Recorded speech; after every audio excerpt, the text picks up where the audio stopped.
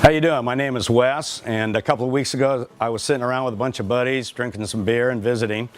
We've all been with the same gals a long time. Our kids are grown, and talking about how much we enjoy grilling and muscle cars.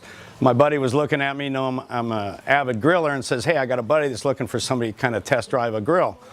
And when I was in college, I used to have a Weber and a Hibachi and all that type of stuff. And I said, I'll do it. And he's been, I've been known to cook for my friends and so on, and I enjoy it. I'm not a professional by any means. The next thing I know, he drops this thing off, and he tells me it's a dual fuel. Well, I've been a gas guy for years. I've shied away from charcoal. This will do, he says, gas, charcoal, and lump coal.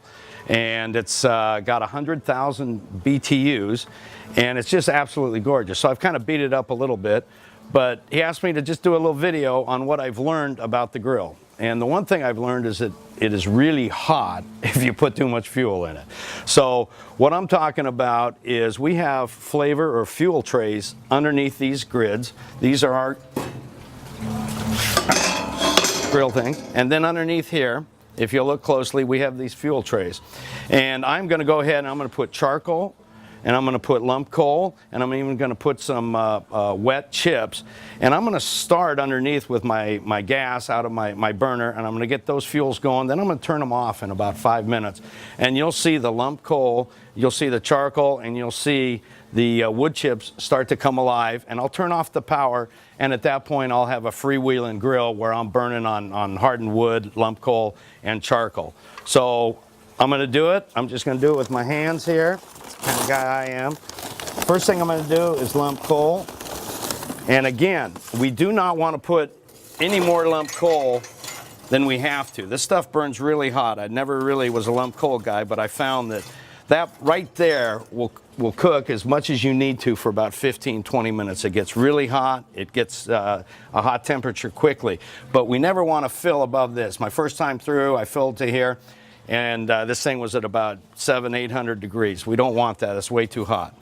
And the other thing to keep in mind, of course, is the temperature gauges are usually about 150 degrees shy of what the actual temperature on the grill surface is. So I'm going to put a little lump coal over here. I'm going to throw some natural briquettes in the next fuel tray. I'm just going to set them in like this.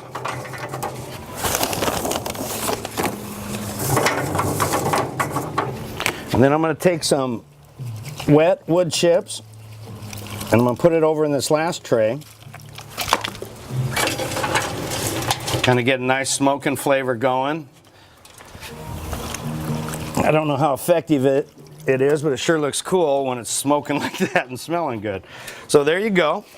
Now what I'm going to do at this point, I'm not going to use these because I have 5 20,000 BTU burners. I'm only going to need 3 of them for what I'm going to cook.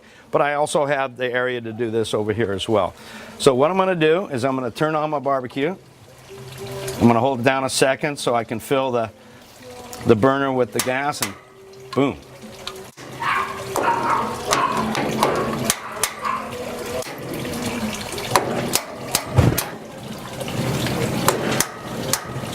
There we go. We got them all lit. I'm going to turn them down to low. Okay, I put my fuels in about 5 minutes ago.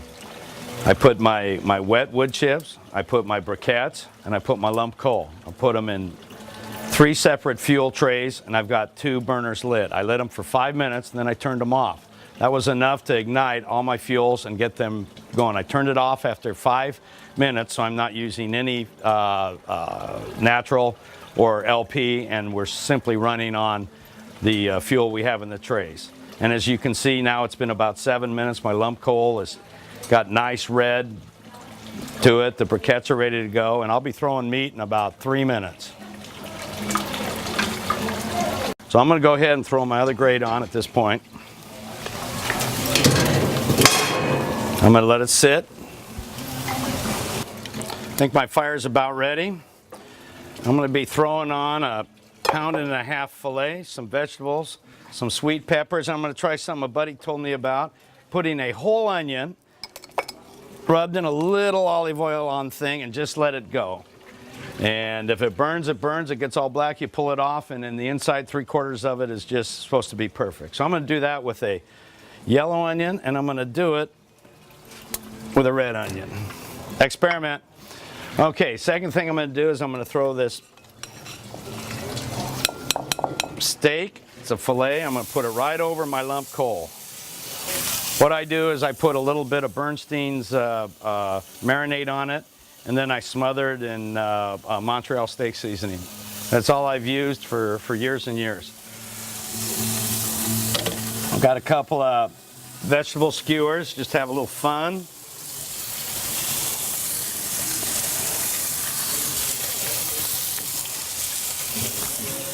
And then I have my sweet peppers.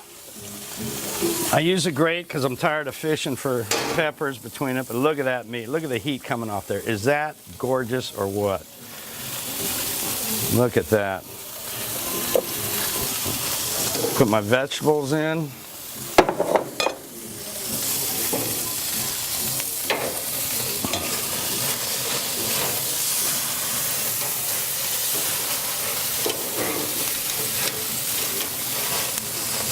Okay, now I've got some flame. I'm not going to be afraid. I'm going to shut it for 2 to 3 minutes, and I'm just going to trust that that's going to do its job. I'll be back. In this bitchin'.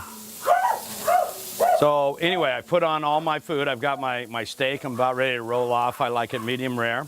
I've got my onions, which somebody suggested I try. Put them on whole, soak them in a little olive oil there. I've got my burnt vegetables, just a little bit tart on the outside. That's how I like them. I've got my sweet peppers over here with my bell peppers and my onions. I've got a couple of little shells with clams on there. I tell my buddies I make those specially for them, but I really buy them for $1.39 over at Sprouts. And I put them on there, and they think I did that. And then I've got some chicken kebabs. Not a big chicken guy, but I thought, what the heck? Let's throw that in and really test the grill. So there we go. Hopefully that'll feed 4 guys. So I've been at it about 20 minutes. I'm going to pull them all off. I've got my vegetables already. I had to pull them off early. And I'm still cooking on the same fuel I started with. And I've used no gas for the last 20 minutes. And we're working off, again, a handful of briquettes and a handful of lump coal. My point is, it's nice to have a grill that goes hot, definitely. But it's also nice to know where your heat is and get your food concentrated over that area.